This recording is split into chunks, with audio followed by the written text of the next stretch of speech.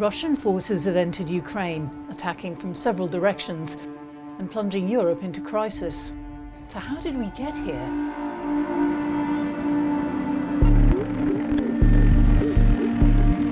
For millions, the collapse of the Soviet Union in the early 1990s was cause for celebration. For Vladimir Putin, it was the greatest geopolitical catastrophe of the century. Прежде всего следует признать, и об этом я уже говорил, что крушение Советского Союза было крупнейшей геополитической катастрофой века.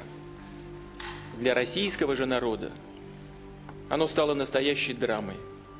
Десятки миллионов наших сограждан и соотечественников оказались за пределами российской территории. 14 republics, including Ukraine, became independent. Russia was on its own. Its influence and economy diminished.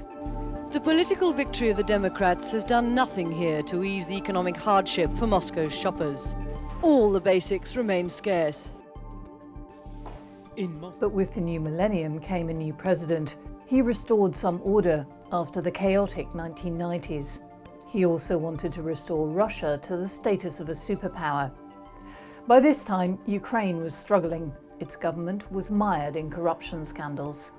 In 2004, Ukrainians rose up and stopped a pro-Russian candidate from stealing the presidential election. It became known as the Orange Revolution. Ukraine's Supreme Court has moved to block the inauguration of the Prime Minister as the country's new president, pending an investigation that he won the election by fraud. Putin was spooked. He didn't want Ukraine turning to the West. A speech he made in 2007 was a turning point. Россия – страна с более чем тысячелетней историей, и практически всегда она пользовалась привилегией проводить независимую внешнюю политику. Мы не собираемся изменять этой традиции и сегодня. He accused the US of creating a unipolar world. He called it pernicious. Over the next few years, the US sought a reset of relations with Russia. It failed.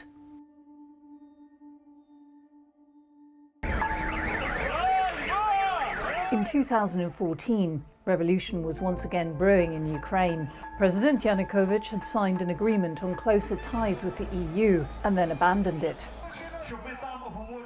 Weeks of street protests ended in violence. Dozens were shot dead by uniformed snipers. They became known as the Heavenly Hundred.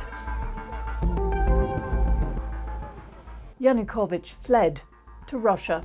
Ukrainians flocked to his private estate near Kiev. There they found luxury, a far cry from the poverty in which many had been living. And then came the Little Green Men. Armed men appeared overnight in Crimea. They seized Ukrainian government sites without saying who they were, but it soon became clear they were Russian forces.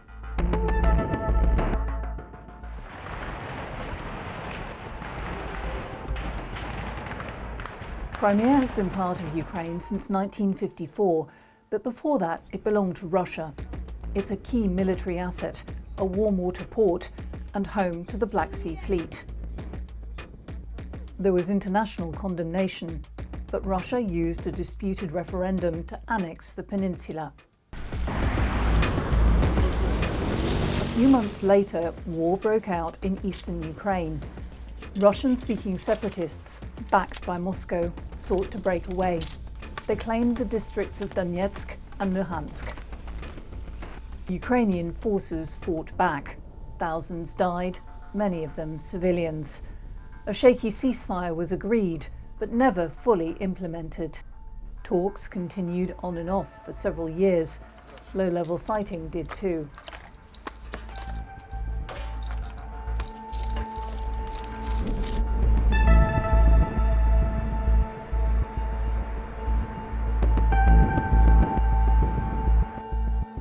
NATO is Putin's bugbear. He wants it to rule out membership for Ukraine and for NATO troops to leave all former Warsaw Pact countries like Poland or Romania.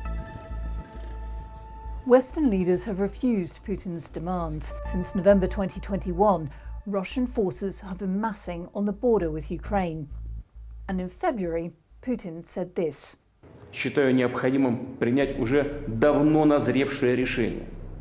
Незамедлительно признать независимость и суверенитет Донецкой Народной Республики и Луганской Народной Республики. От тех, кто захватил и удерживает власть в Киеве, мы требуем незамедлительно прекратить боевые действия.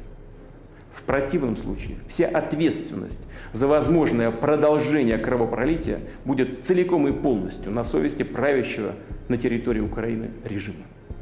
Russian forces have now entered Ukraine. International condemnation has followed, along with sanctions on Russia. Russia has now undeniably moved against Ukraine by declaring these independent states. So today, I'm announcing the first tranche of sanctions to impose costs on Russia in response to their actions yesterday. We've cut off Russia's government from Western financing.